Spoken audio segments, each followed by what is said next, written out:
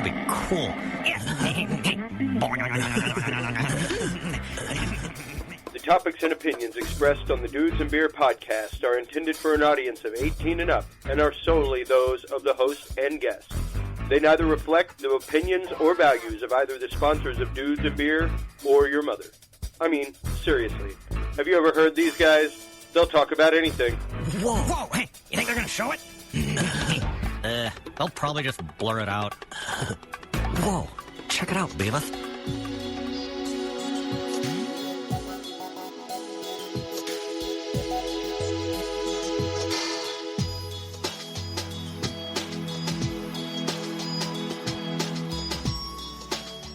Get ready to sit back, relax, and open your mind. Welcome to Thinking Deeply with Dudes and Beer.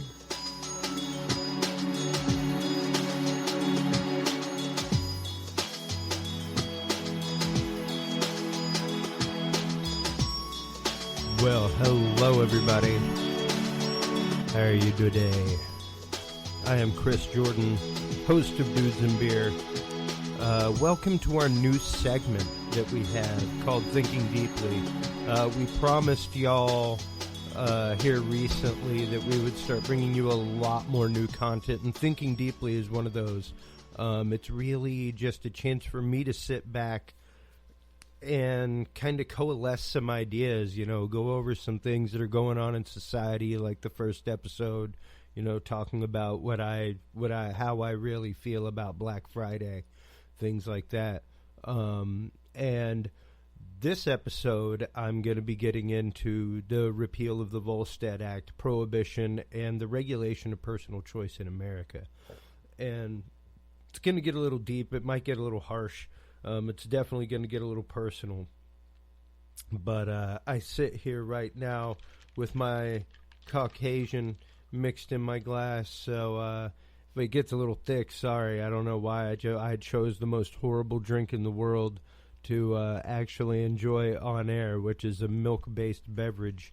So I've got some water backup. There we go. But I guess it was like, well, we got to talk about it. We got to talk about Prohibition. Prohibition was repealed 81 years ago yesterday. So we will be getting into that and the cause and effect and everything else and the fallout whenever we get back from this message from our sponsor, guys.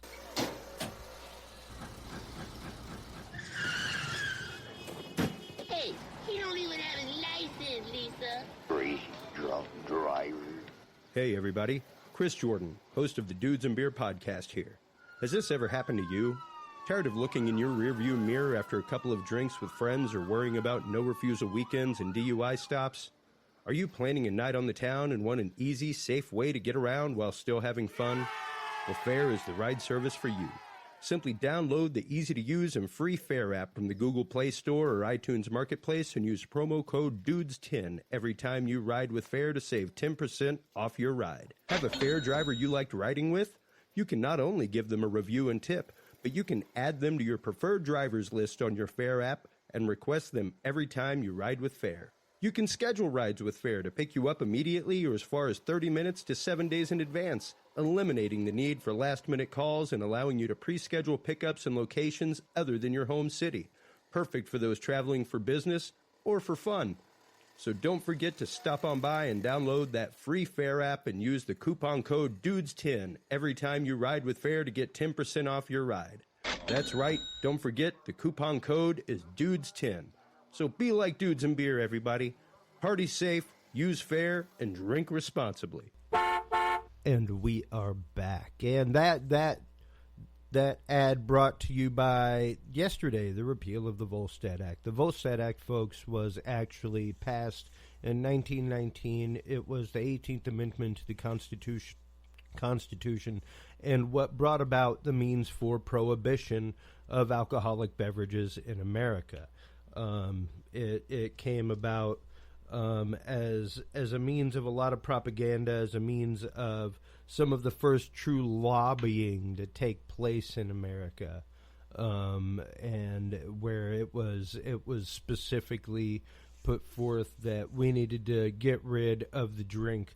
The drink was the problem. The drink was the ale of society. And it got passed. And then in 1933 was repealed with the passing of the 21st Amendment. For those few years, we really got to see a social experiment of America. We really did. Because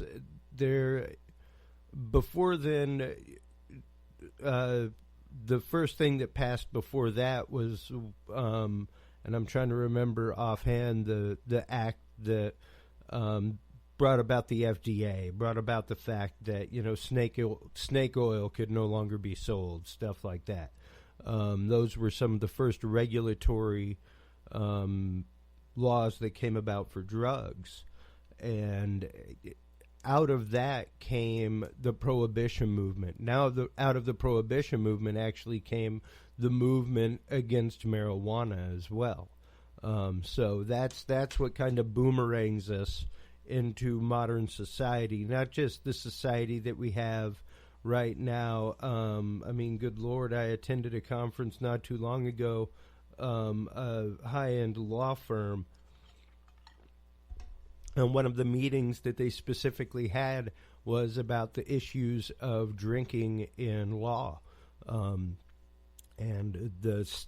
they started showing statistics of how many lawyers drink and drink heavily. And it was like, oh, wow, there's a lot of them. And it was the same thing with doctors. It was the same thing with a lot of people with really high-pressure jobs that had to spend a lot of time isolated and away. So it was interesting to me, but at the same time, Prohibition, when it came about, came with so many other things. That is what brought about the mass wave of crime for those many years. It's what allowed the Italian mob to really take a foothold and start, exerting its power. People like Al Capone, stuff like that, who really were bringing about kind of a new era of violence when it came to smuggling and when it came to bringing in contraband alcohol and things like that. The movie The Untouchables is, of course, a great dramatization, but a good example of what things were like. And it's, to me, that's the danger inherent whenever you make something so forbidden. Number one, most of the time it's not anything that, is that most of society is going to take part in. It's just the same thing with smoking marijuana. Not just because it's legal or decriminalized doesn't mean that more people smoke it. That doesn't necessarily, because, hey, their jobs may still drug test for it, whether it's legal or not. Their job may still test for it. Their job may still have a stigma against it. So, not everybody is free and clear, even in a state where it is legalized, like Colorado or, Washington State. So the having these prohibitive laws and getting rid of these prohibitive laws really lightens the load on quite a bit of the legal system. Once you start basically leaving these things up to people's choice. Yes, you regulate them to a certain age, just like alcohol, just like cigarettes. That's one of the things that people don't really realize about the deregulation of marijuana, the decriminalization of it, and then the ultimate recreational passage of marijuana is that even if it's passed recreationally, it's still regulated to certain establishments. You can't just go out and twist up in the park and hang out next to the jungle gym and smoke smoke a cigarette of reefer. To put it into an old school term, you can't do that. Same thing as you can't just go out there and hang out with the 6-pack while your kid plays on the jungle gym. You know, people would look at you very strangely, and eventually a cop would come around or get called because there's some dude hanging out at the city park just drinking beer. You know, the same laws apply. So it comes down to the common sense of people, and it comes down to the fact of, you know, are we overburdening the legal system with something that should carry the same offense as, you know, a minor public intoxication charge? You know, something along those lines, you know, just a misdemeanor instead of it being a felony, you know. And to me, it's the fact that there are a lot of people, even a good case here recently with the decriminalization laws is Florida. Florida just put out some great legislation, I think. Now, apparently, the group of lawyers I was working with did not think it was great legislation. They thought it was horrifying. And I was like, but okay, you know, basically what they did was they decriminalized certain amounts of marijuana in Orlando, and in the outlying area of Orlando. And the main reason is it is a tourist city.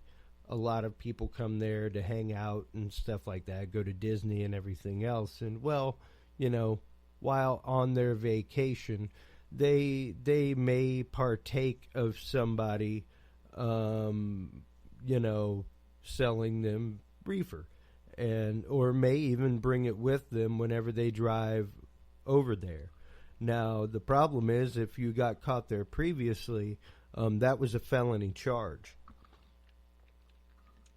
If you were caught with marijuana in Florida, so and especially in Orlando, so that was something that was really like, wow, wait a minute, we're bringing people in to come for a vacation for a week, and then they end up catching a felony rap.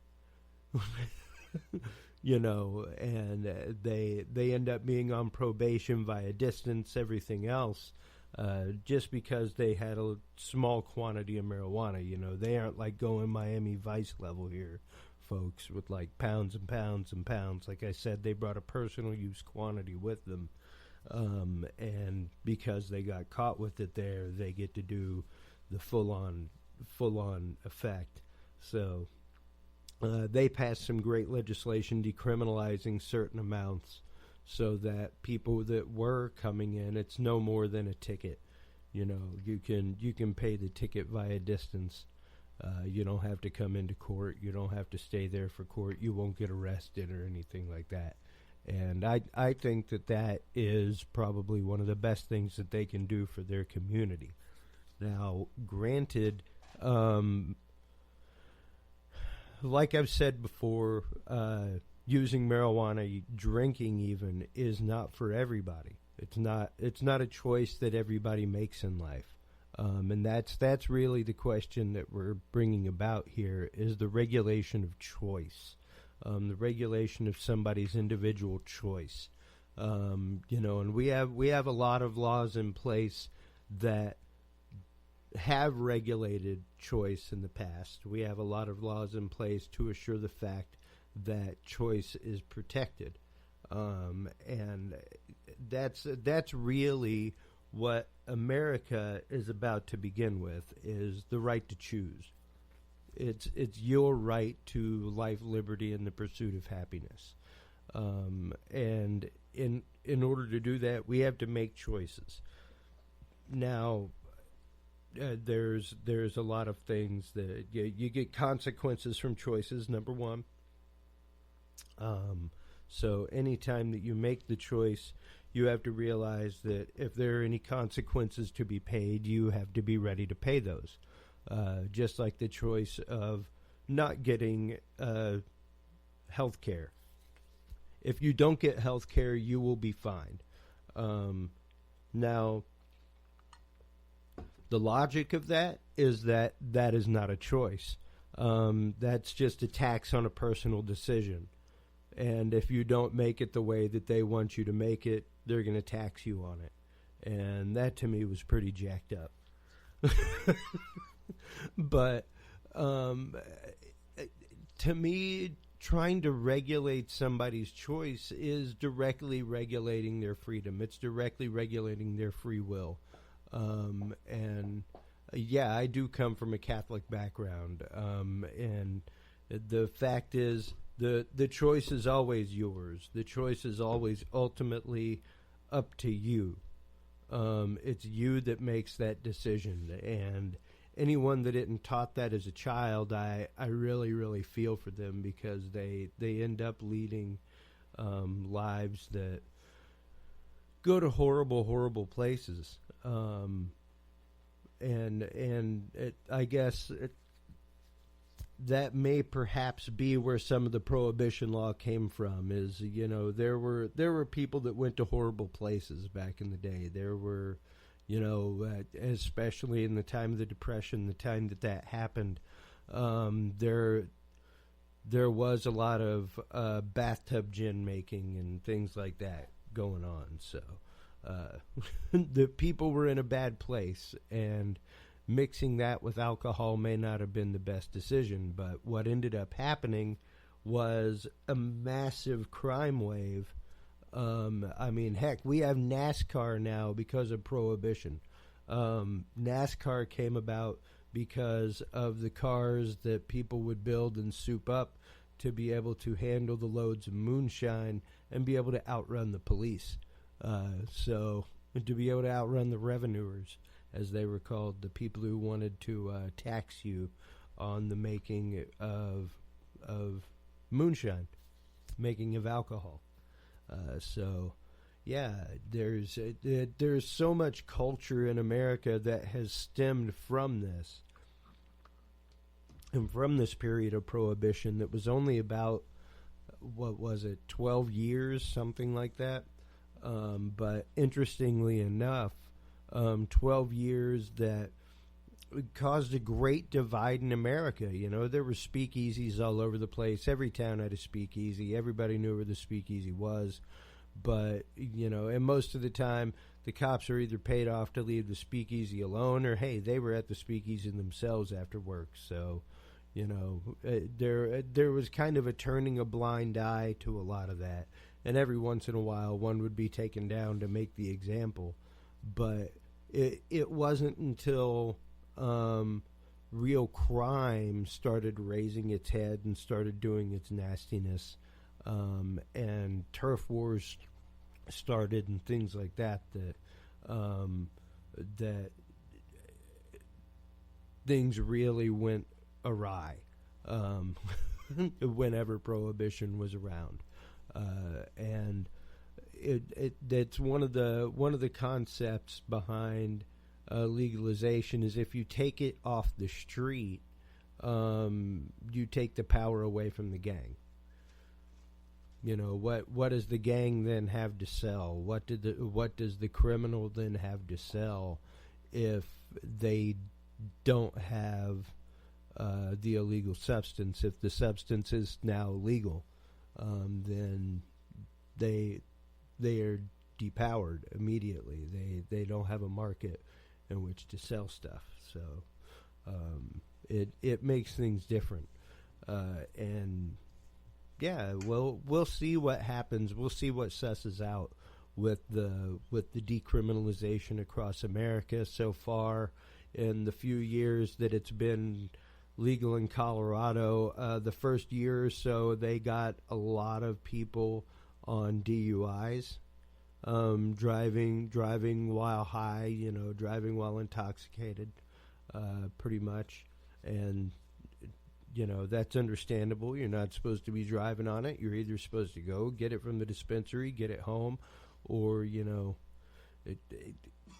the same thing that you do at a bar. And there are now bars that allow it, and there are bars that sell it. stuff like that. So it's the fact of they have shown increasingly, but I want to say the first year they showed 6 times the sales tax of marijuana to liquor. And all of that was earmarked for schools and programs like that. So that's an incredible gain on behalf of those tax beneficiaries, the people that will be receiving the actual benefits of the tax money from that industry. And it's fantastic. And, I don't know. I don't see Texas going too much longer, really. Not with the way other states are making money. It's a common sense thing. It's the same thing as alcohol. Not everybody should be drinking alcohol. Should we go around licensing people to drink alcohol? No. People should absolutely know themselves. Like I had lunch a little while ago, had a nice breakfast, so I poured myself a nice little drink to do the show with because, hey, we're talking about the end of Prohibition. I'm not going to do a show from Dudes and Beer about the end of Prohibition without having a drink. So, yeah, we're having a shot of potato vodka amongst some Kahlua and milk. So, nothing too outlandish or crazy. But I don't know. For me, the regulation of people's choice, the regulation of letting people follow what they want to do. There's some limitations that you can put in, most definitely, but to absolutely regulate someone into a decision or to regulate somebody in their individual choice, I think is far against what we stand for here. That's why the law was eventually repealed. Really, the law was eventually repealed because they realized that we can't. That's a choice that we have to let people make. Number one, it's a great source of revenue. It's a great source of tax, and we're really missing that. But above all, it's the fact that we have to let people make their own choice. We have to let people decide for themselves. We have to make people not only decide for themselves, but make them be accountable for their decision. And to punish everybody else for the poor decision of a few people removes the freedom of those people, and that's pretty much, I think, what the thinking was when the repeal of Volstead came around in 1933. And it's been 81 years, so it's pretty wild to think about. At one point, what is now one of the most common things, like probably the 3 biggest sales for any convenience store are fuel, tobacco, and alcohol. By far. Fuel, tobacco, and alcohol. And if you don't have one of those 3, the likelihood of your corner store being really successful is going to dip a little bit. So yeah, it's a part of America. It's a part of what we do. Everybody, and it's not just America, it's the world over. Everybody likes to drink. There are countries where you can't drink, and that's normally because they're countries under religious rule. They're countries where you have to dress a certain way, curfew is at a certain time, stuff like that. And we can definitely admit that's not what America's about, and that's not what we want to be about. So by default, you should be able to have a drink. I mean, good God, the main thing that we started from was a bunch of dudes sitting around in a bar having a discussion. That's a lot of reason why we started this show, Dudes and Beer, was because somewhere along the lines talking about religion, spirituality, politics, economics, things that really matter in our society, things that impact us somehow or another. The conversation in bars, the commonplace of gathering for people, became about nothing but sports, and everything else became distraction instead of what really matters. And those topics became anathema. You weren't supposed to talk about them anymore in public. And how are we supposed to have a dialogue? How are we supposed to hear differing opinions? How are we supposed to think with a more open mind? How are we supposed to, as the title of this segment is called, think deeply? How are we supposed to think deeply without any other input other than our own? And I mean, I know people that have been friends for years, that in this election this year found out things about their friends that they were like, oh my God. I mean, like family members that were like, oh my God, I didn't know that they thought this way. And it's like, you have known this person for what, 28 years? And like closely. You didn't realize that? You didn't know that? You know, like how can you say that you actually knew that person if you didn't know that? Like, I knew that. I just accepted that. That's just how they are, and that's okay. That's America. They're allowed to be that way. I'm allowed to be this way. You're allowed to be that way. We can all be whatever way we want to be, as long as your way ain't impeding my way, as long as we aren't getting in each other's way and stomping on each other's rights at any point, then we have no problems. So that's how it's supposed to be, and I think that's why Prohibition was struck down. And I want to thank Billy Stewart. I meant to do it at the beginning of this show. I think I may have mentioned it was the history session, the history section at the beginning of the Scary Dad podcast that we did on Krampus, episode 8 of Scary Dad. Go check it out, guys, scarydad.com. And we were talking about this day in history, and he was saying that, Volstead was repealed on yesterday, on Krampusnacht, on December 5th. And I was like, oh, wow, that's crazy. That's crazy. I need to talk about that. So we were doing normal Dudes and Beer tonight, but I'm actually going out with my lovely wife to see Dolly Parton. And that's going to be great. It's going to be super fun. I can't wait.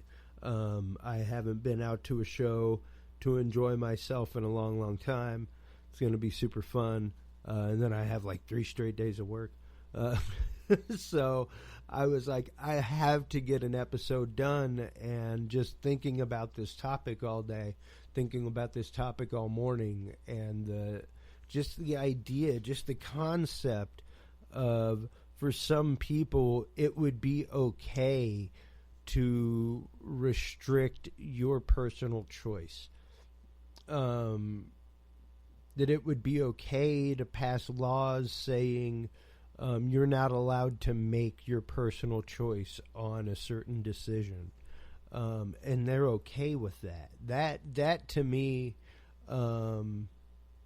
thinking deeply on it, is what disturbs me. That to me is what scares me. And a lot of people are scared that, that's what's going to happen with this upcoming administration. And I really don't see that necessarily happening.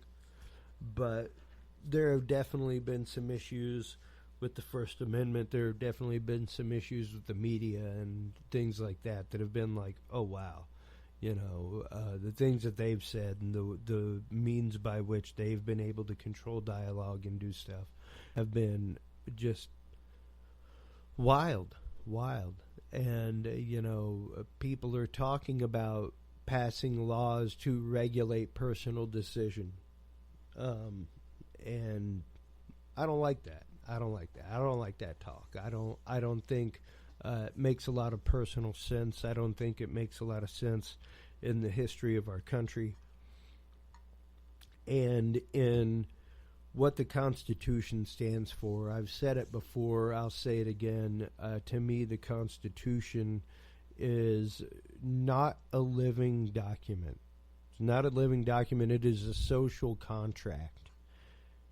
It's a contract. And people who sign up for these jobs, like lawyers, sheriffs, our congressmen, the President of the United States, that's why they swear an oath to protect this contract, to keep this contract sacred, to make sure, and that's why there are rules at the end of the contract on how to change the contract. And you got to have enough people sign off on the new change to the contract in order to change the contract. Just like a contract. Imagine that, So, yeah, to me it's a social contract, and it's not something that can be easily changed or should be able to be easily changed. Whenever they did change it and pass Prohibition, it was a pretty bombshell decision. Everybody kind of saw it coming, but it was still like, wow, I can't believe it actually happened. And then when the repeal came, it was, jumping for joy everywhere across America. Life could be fun out in public again. And I mean, it even goes, because here in Texas, we had a lot of counties. I mean, even going to school in the 90s in the DFW area in Irving, Irving was technically a dry county, but you could, anywhere that sold food could serve. So, like, if you went to Chili's, you could get a beer at Chili's, stuff like that. But you couldn't go to the 7-Eleven and buy a six-pack. Now, when I lived in Arlington was liquor dry, so you couldn't go to the 7-Eleven and buy a six-pack, but you could go to the grocery store and buy a six-pack. You could buy it wherever food was sold and stuff like that. So, there were all these wild rules, and then there were straight dry counties where you still couldn't get anything. I remember when Waco was still straight dry and you couldn't get anything. So, a lot of these rules still existed in a lot of rural counties, and some still to this day exist. I remember my aunt telling me a story about how they got in trouble bringing alcohol into Florida, where it was a dry county. They just brought their beer with them to go to the beach, and they ended up getting caught by the law and getting in all kinds of trouble and threatening to be arrested and stuff like that for bringing a six-pack of beer with them to the beach from Alabama. But it's odd because a lot of these things still do exist. There are still dry counties in America. There are still places where prohibition is the law. There are still places that are liquor dry, where you can go and you can buy beer and wine, but you can't buy liquor. Even in Texas, we still have the old blue law, where you can't buy liquor on Sunday. You can't buy beer and wine until after noon on Sunday. Once noon hits, you can go out and you can buy a six-pack at the corner store or the grocery store. But liquor stores are closed on Sunday, pretty much statewide, so far as I know. And that's just one of those remnants of that stuff. And you learn to live with it.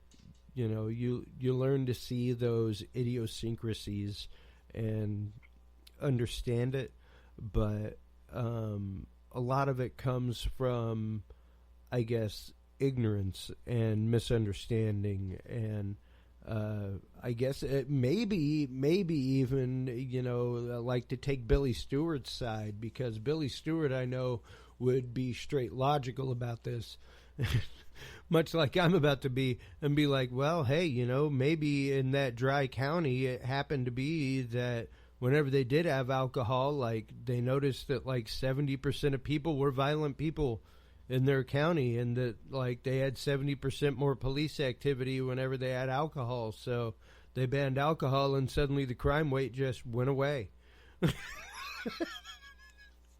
So maybe some places it's absolutely the case. I have no idea, but there are still dry counties. There are still places like that, and it's interesting the way that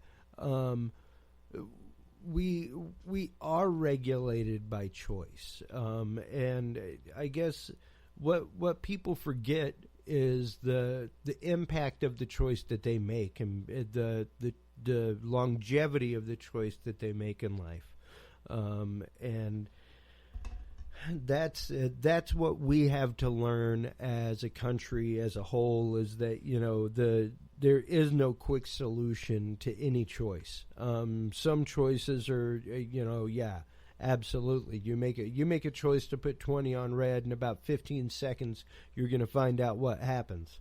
And hey, the consequences of that choice may not come out for a long time, and that's what we have to realize is the consequences of our choice.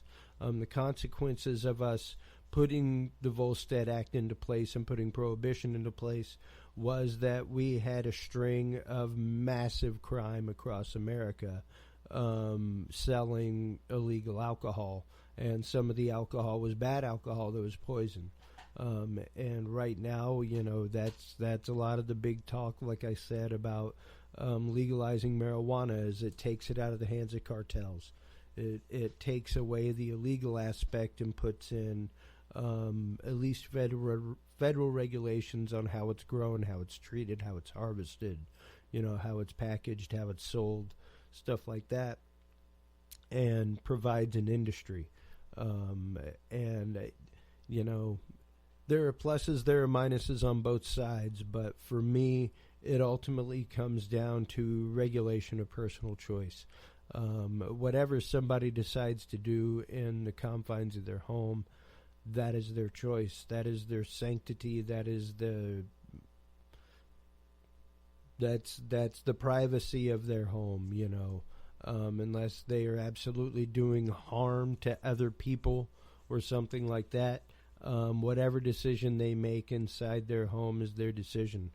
As long as they are not harming society at large or other people, their decision is their own, and that's what I think on it. That's how I feel, and that's where I stand on the concept of prohibition and deregulation, and the concept of trying to regulate personal choice. So, on that's really.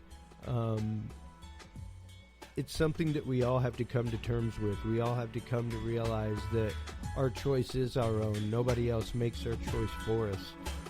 Nobody makes us make a decision. We make that decision. We are ultimately responsible. And on that note, everybody, thanks so much for tuning in to this edition. We'll talk to you soon. I'm Chris Jordan, and this has been Thinking Deeply with Dudes and Beer. Thanks for listening to this installment of Thinking Deeply with Dudes and Beer. Tune in next time for more deep introspection, contemplative thought, and general musings on humanity and life. Right here on Thinking Deeply with Dudes and Beer. Like what you heard? Feel free to tune into the other content by Dudes and Beer on dudesandbeer.com. Our content is also available on the Spreaker market, as well as SoundCloud, iTunes, YouTube, Stitcher, and your favorite podcast app. Dudes and Beer is a proud member of the Revolution Digital Group family of podcasts. Thanks so much for tuning in, everybody. And until next time, drink responsibly.